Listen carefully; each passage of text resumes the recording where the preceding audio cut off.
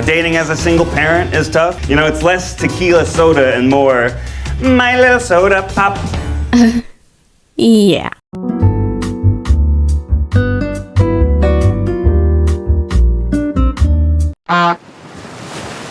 Hello everyone, and welcome back to The Chanel.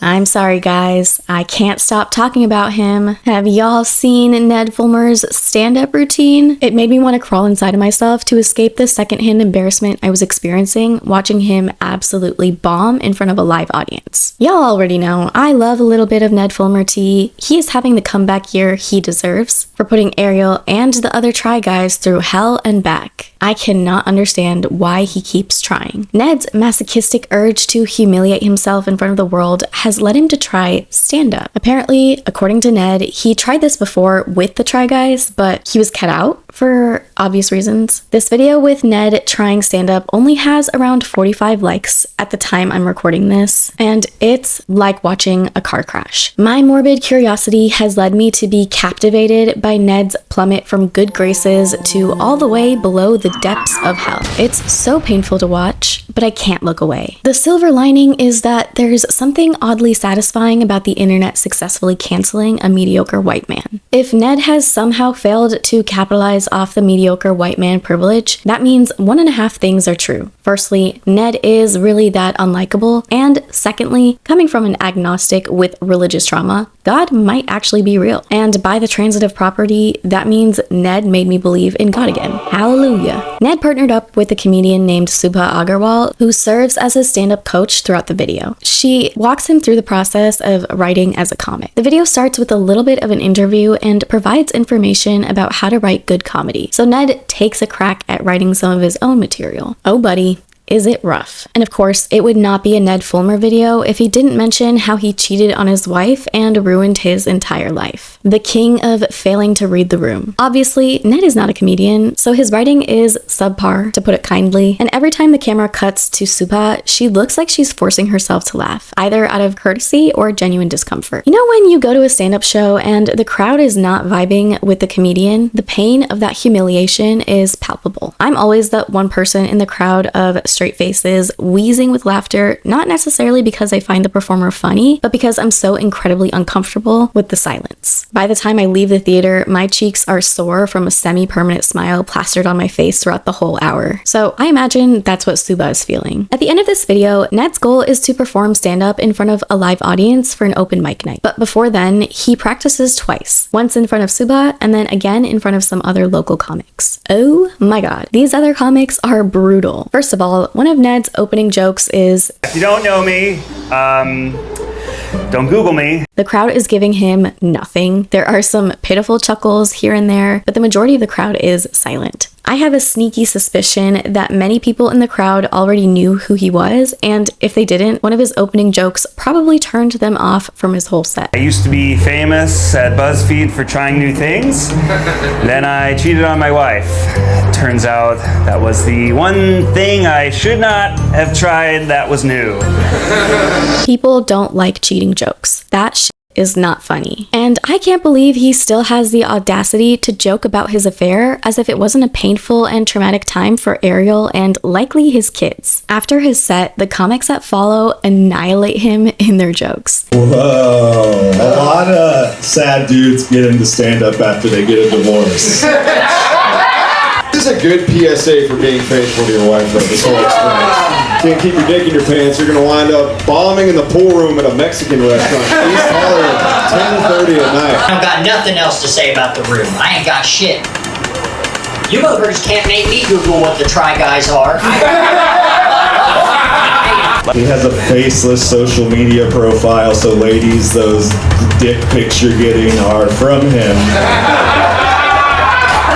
Oh my dear lord, I was cackling. Ned was being a good sport about it, but woof, some of that was tough. We see Ned's set for the third time when he actually performs in front of a live audience. There's not much else to comment on there. It's the same thing essentially, with an addition of a couple other jokes. If you know me, I'm sorry, and if you don't know me, don't Google me. Yeah, I don't know if you know, but I was social media famous at BuzzFeed for trying new things.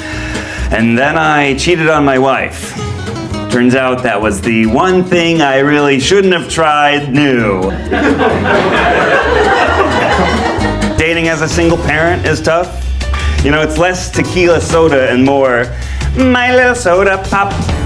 Oh, brother, this guy stinks! Like I said, we watched the same set 3 whole times, and I don't really understand what the point is in doing that. I guess if he didn't, there'd barely be any content, but I wish he spent more time actually outlining the process of workshopping his jokes, making the punchlines hit harder, and how he plans to improve his delivery based on the audience's feedback. We don't really see that process, so it leaves me wondering what's really the point of this video. Maybe it's just to debut his new career as a stand-up comedian. I actually think this video idea had a lot of potential to be interesting if he had delved into the process more, though I suspect I'd still be annoyed just with the mere presence of Ned, but that's to be expected. It's so rough to watch Ned continue to put himself out there and bomb again and again and again. What irritates me the most is that he is now using his cheating scandal as a quirky personality trait. I ruined my life cheating on my wife. I tore my entire family apart, but my best friend's career is in jeopardy. Abused my position of power to have an inappropriate relationship with an employee. Now my life is in shambles. I'm a single dad. My ex-wife is in the crowd. Hey, Ariel. Remember that time I cheated on you and humiliated you in front of the entire world? Wasn't that so funny? Ha ha ha.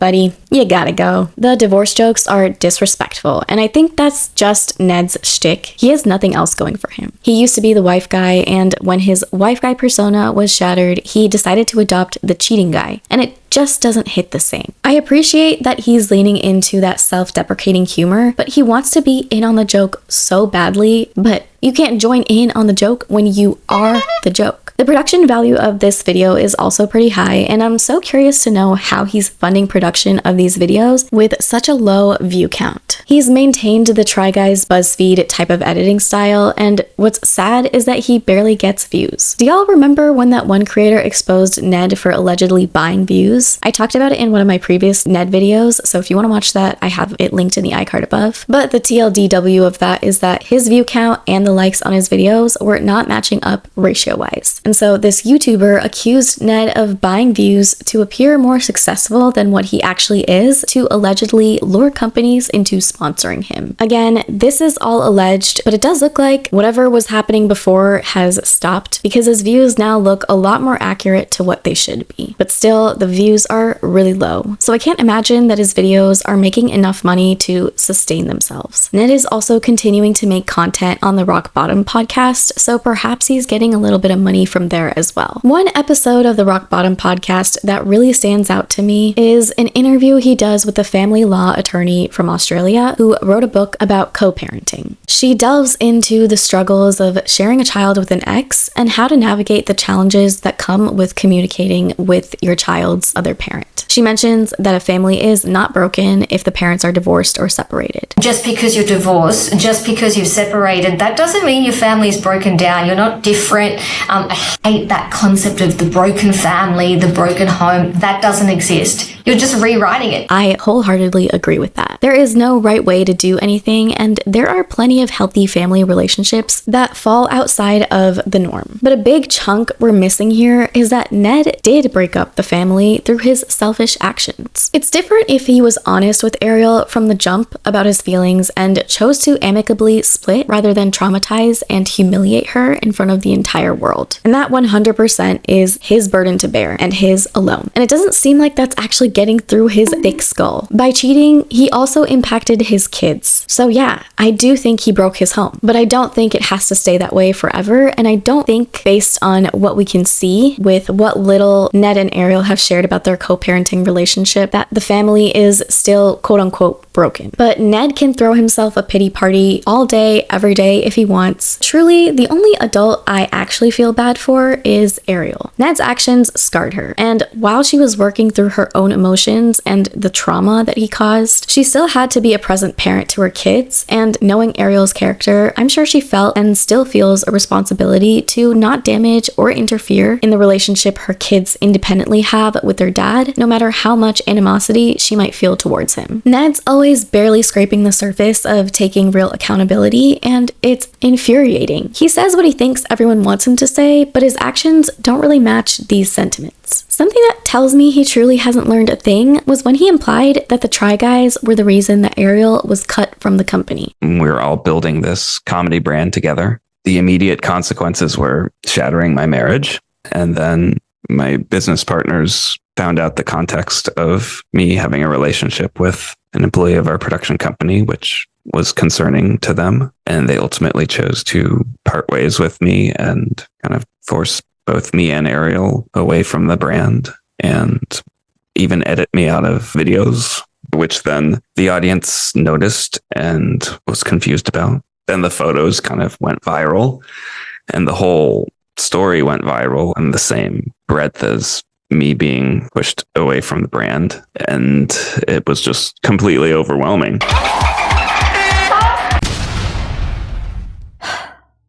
The way he phrases it makes it seem like they were the ones to force her out, but that's a bold-faced lie. Ariel was forced out because you humiliated her, Ned. She shared that she is actively trying to stay away from the public eye and to live a more private life because of all this. Yet you continue to spotlight your atrocious marital crime, never giving her any reprieve. The sheer audacity makes me sick. Finally, the conversation leads to talking about putting your child's needs before your own. Now, this is my own perspective as a childless little lady, but I was a child once and I have parents, so I think that gives me enough qualification to speak on this. As a parent, you're nurturing an entire human being who is just learning and experiencing the world for the first time. It's virtually impossible to be a perfect parent, but it doesn't even feel like Ned is considering how making light of his infidelity or his inability to take real accountability might impact his children in the long run. And that tells me everything I need to know about how little work Ned has done to better himself. Once again, Ned is selfish. The last thing I want to mention before we end today is that Ned seems to be putting on a stand-up show at the end of this month. Oh boy, am I so curious to see what that will look like. I will give Ned credit where credit is due. He is resilient and he is brave, though I'm not sure his actions that got him those descriptors are anything to brag about. If I were in his shoes, I would be walking around with a bag over my head. The public would never see me again. And the fact that he is shamelessly and openly continuing Try Guys style content is cuckoo bonkers. Well, what do y'all think? Did you feel like a part of you died inside every time he made a joke about his infidelity? Don't worry, babes. Hold my hand. We're in this together. Let me know what y'all think of all of this in the comments down below. And if you enjoyed this video, don't forget to hit that like button and subscribe to my channel to see more content like this. Thank you so